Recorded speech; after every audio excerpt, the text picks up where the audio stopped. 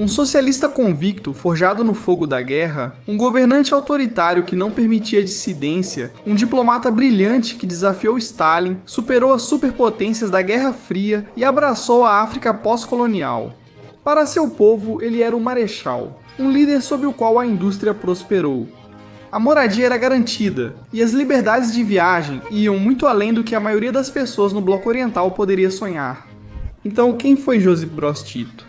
Essa figura paradoxal que manteve a Iugoslávia unida por quase 4 décadas? E como era realmente a vida sob seu governo? Uma nação e seu marechal. A Iugoslávia, uma união de eslavos do sul, foi uma criação frágil do século XX. Por quase 4 décadas ela foi mantida unida por um homem, Tito. Em 29 de novembro de 1943, com a declaração da nova república, Tito tornou-se líder. Ele carregava o título de marechal, um título que manteria até sua morte. Aquele momento marcou o início de um governo vitalício e uma virada dramática em direção ao socialismo. A imagem pública de Tito foi cuidadosamente construída. Sua história era a de um soldado ferido e veterano celebrado da Primeira Guerra Mundial, um homem que passou de operário de fábrica a soldado e depois a revolucionário. Ele surgia mais em cartazes, discursos e filmes usando o uniforme de marechal. A mensagem era clara. Tito, forjado pela luta, era um líder que refletia sua nação. Camponeses e veteranos iugoslavos comuns podiam se ver nele. A ruptura com Stalin.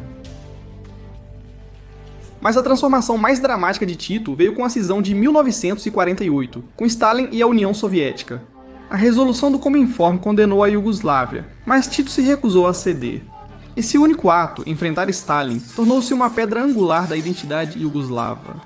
Isso permitiu que Tito se apresentasse não só como mais um governante comunista, mas como um socialista independente. A ruptura teve um preço. De acordo com a propaganda iugoslava, Stalin enviou assassinos contra Tito repetidas vezes. A resposta de Tito, real ou não, virou lenda. Pare de mandar homens para me matar. Já pegamos 5, um com bomba, outro com rifle. Se você não parar, vou mandar um para Moscou, e não vou precisar mandar um segundo. Apócrifo ou não, isso capturou a essência do momento. Tito foi o único homem que ousou dizer não a Stalin. Dessa ruptura nasceu a política que mais tarde foi chamada de titoísmo, socialismo com independência, às vezes até chamada de socialismo com rosto humano. A dura realidade do titoísmo. Mas a imagem de um socialismo mais brando não era toda a verdade. Dentro da Iugoslávia, dissidentes não eram tolerados.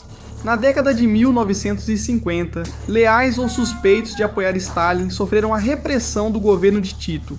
A vigilância era ampla, vizinhos denunciavam-se.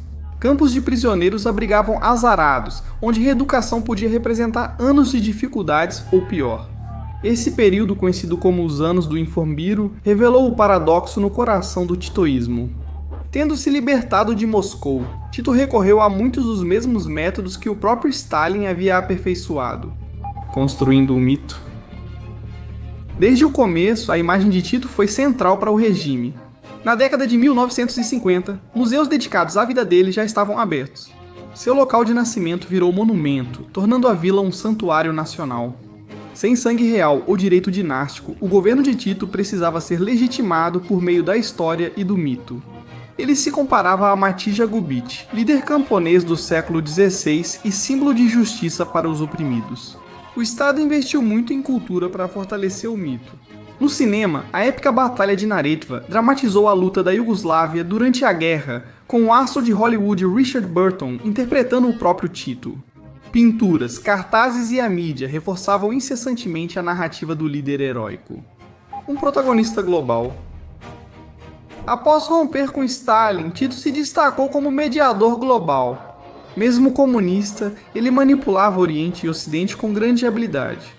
Ele reconheceu estados recém-independentes como a Tunísia e foi o primeiro líder europeu branco a reconhecer governos na África.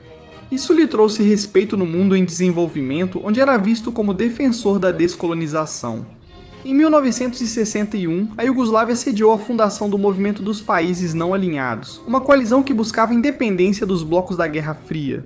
Tito foi um dos seus arquitetos, e isso amplificou a voz da Iugoslávia muito além do seu tamanho. Para muitos, a Iugoslávia virou o centro do mundo, não sendo Oriente nem Ocidente, mas algo entre ambos. E no centro de tudo estava Tito, o homem de duas faces. A imagem doméstica de Tito foi cuidadosamente construída. Ele era um de nós, filho de camponês, operário no chão de fábrica, até diziam que era padrinho de cada nona criança nascida no país. Mas no exterior, ele se apresentava como um homem sofisticado, polido e multilingüe, pianista e esgrimista. Vestido com gravatas Hermès e ternos finos, ele fazia o papel de aristocrata. Essa estratégia dupla, uma face para seu povo e outra para o mundo, era sustentada por seu carisma notável. E por décadas funcionou, propaganda para as massas.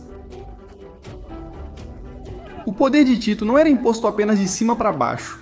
Os iugoslavos comuns também participaram da criação do mito de Tito. O exemplo mais marcante foi o revezamento da juventude. Todo dia 25 de maio, aniversário de Tito, os jovens carregavam um bastão pelas repúblicas. A jornada terminava em Belgrado, onde o bastão era entregue a Tito diante de um estádio lotado. Não eram apenas desfiles. Eram peregrinações, rituais de massa nos quais os cidadãos demonstravam sua devoção. Sob o lema de fraternidade e unidade, a nação se reafirmava em torno da figura de seu marechal. A vida diária sob Tito. A vida diária dos iugoslavos comuns trazia dificuldades e privilégios, com moradia atrelada ao emprego. Trabalhadores recebiam apartamentos em blocos de concreto recém-construídos, no estilo brutalista da época. Essas casas eram mobiliadas com itens fabricados nas fábricas iugoslavas, símbolo de autossuficiência nacional. A Iugoslávia também introduziu o sistema de autogestão dos trabalhadores. Em teoria, os trabalhadores eram operários e também participavam da administração das empresas. Isso diferenciou o país das economias capitalistas e do planejamento soviético.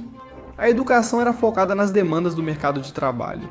Seguindo sua política de não alinhamento, a Iugoslávia abriu universidades para africanos e criou laços diplomáticos futuros. O mais notável era que cidadãos iugoslavos podiam viajar. Ao contrário daqueles presos atrás da cortina de ferro, eles carregavam um passaporte que abria portas tanto no Oriente quanto no Ocidente. Para muitos, essa liberdade mostrava que a Iugoslávia de Tito era realmente excepcional. A era do espetáculo. À medida que Tito envelhecia, seu reinado se tornava mais cerimonial. Desfiles do Dia do Trabalho, grandes exibições do exército iugoslavo, encontros com reis, presidentes e revolucionários. Esses espetáculos fortaleciam sua imagem como pai da nação e estadista mundial respeitado. Até mesmo sua morte foi encenada com peso político. Em 1975, Tito já havia preparado seu local de descanso, a Casa das Flores, um túmulo que mistura o neoclassicismo americano com a monumentalidade soviética. Quando ele morreu em maio de 1980, o país entrou em luto. 500 mil pessoas lotaram as ruas de Belgrado, enquanto o exército iugoslavo levava seu caixão em uma solene procissão. O funeral não foi só um evento nacional, mas uma das maiores reuniões de chefes de Estado da história. Líderes mundiais, reis e presidentes, incluindo rivais, se reuniram para prestar homenagens. Foi um testemunho do papel único de Tito na política global. Um homem que conseguia unir o Oriente e o Ocidente, mesmo que por um único dia. Depois de Tito, Tito. O slogan estava em toda a parte. Depois de Tito, Tito. Prometia continuidade, mas também revelava a verdade de que a Iugoslávia havia se atrelado demais a um só homem. Com ele fora, o sistema começou a desmoronar. Em menos de 10 anos, a unidade que ele manteve se desfez e o país entrou em colapso. Tito criou um estado forte e respeitado mundialmente, mas dependente demais dele para sobreviver após sua morte. Tito foi um ditador, usando polícia secreta, vigilância e campos de prisioneiros. No entanto, ele também presidiu o crescimento, o bem-estar social e liberdades raras no mundo socialista.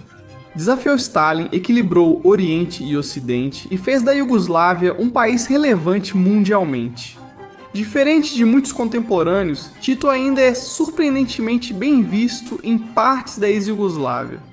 Ele era um paradoxo, um mito, um líder lembrado tanto com admiração quanto com ressentimento. O que você acha? Tito foi realmente um estadista benevolente, um ditador implacável ou, de alguma forma, impossivelmente os dois?